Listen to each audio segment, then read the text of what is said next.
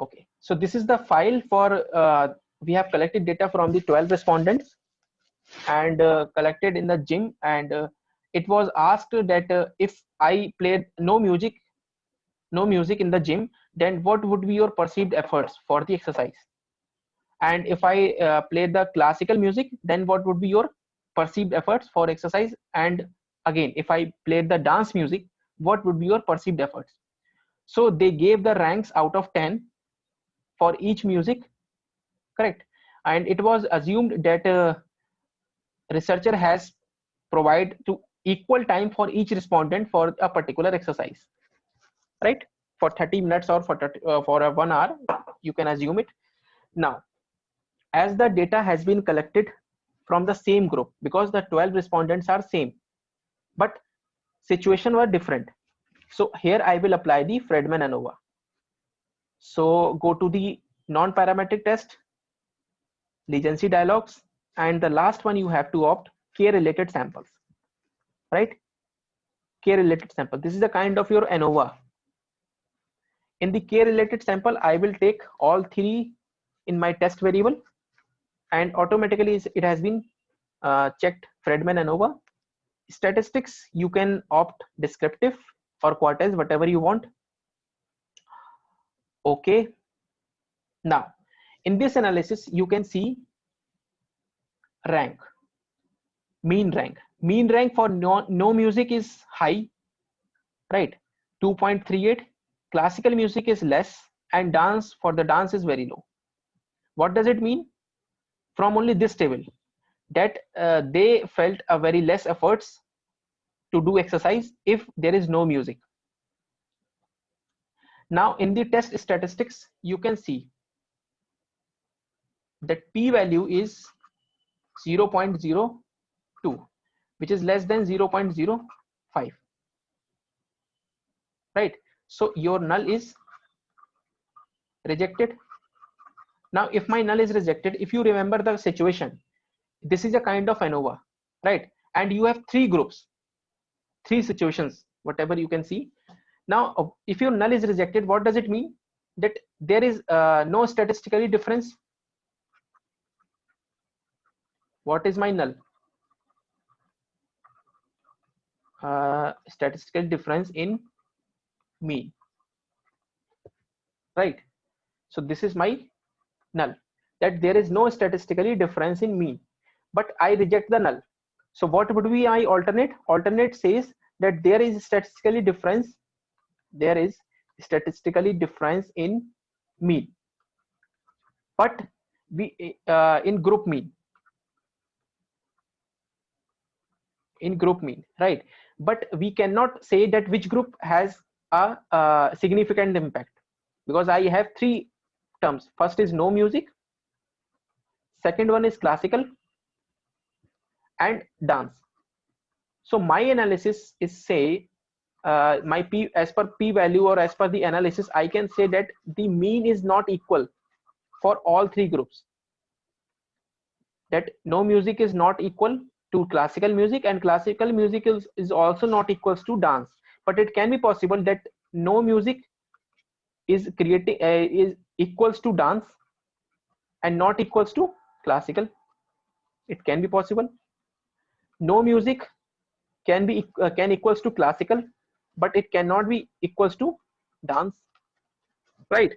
And your dance is equals to classical but not equals to no music. So there are three situations. Again, you can apply, you have to apply post hoc in this situation, right? In the parametric, I have already explained how you can apply the post hoc, but in this non-parametric test, you have to apply post hoc, right? But in the SPSS, you can apply post hoc with the help of Wilcoxon test, right? With the help of Wilcoxon test. Now we have to apply Wilcoxon in this analysis.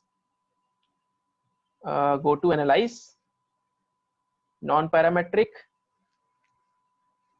and legency dialogues, and then for you have to check the Wilcoxon. And what is the Wilcoxon? Is your two related samples, right? Now if you remember that what is Wilcoxon, Wilcoxon makes you the pairs, right? So first I make the pair with no music and classical music, then I can make the pair of classical music with dance, and then I can make a pair of no music and dance, right? It will calculate for each p value for each the group, right? That's why I will apply here for Wilcoxon. Wilcoxon is there. So okay, now you can see in the last test statistics, you can ignore the first table. It is just for your reference, the mean rank and sum of ranks, that's it. But the important is your test statistics. So in this file, you can see in this table, you can say with first group is has been created for classical music and no music, right? Second one is created with dance music and classical music. Third is created for dance music and no music.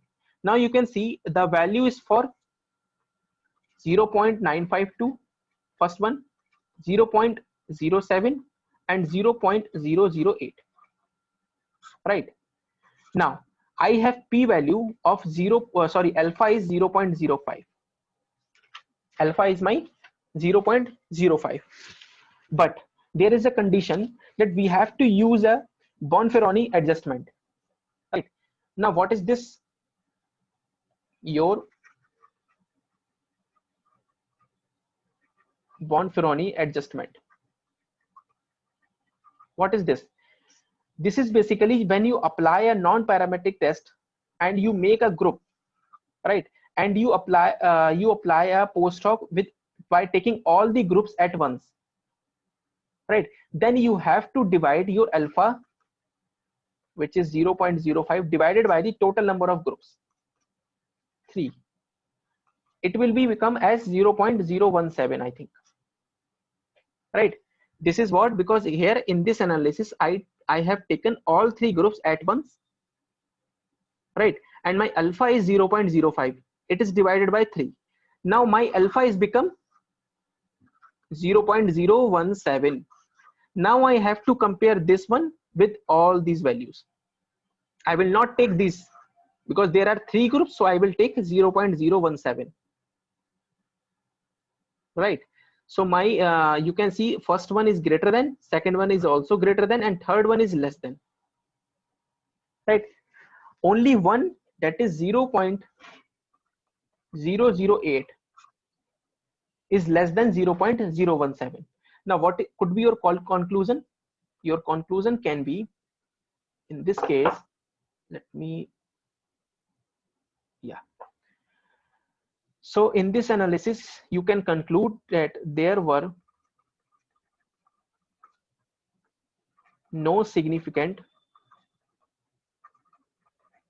difference between no music and classical music. This is my first group, no music and classical music, right?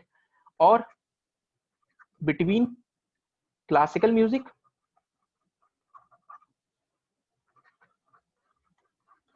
right and dance music,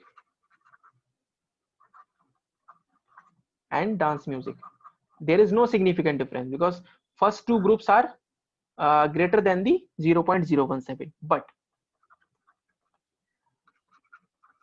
there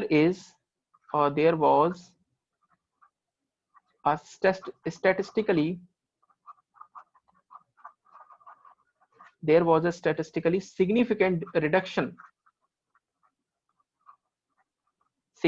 difference, or you can use reduction, because they felt that low stressed, right? Reduction in perceived efforts, in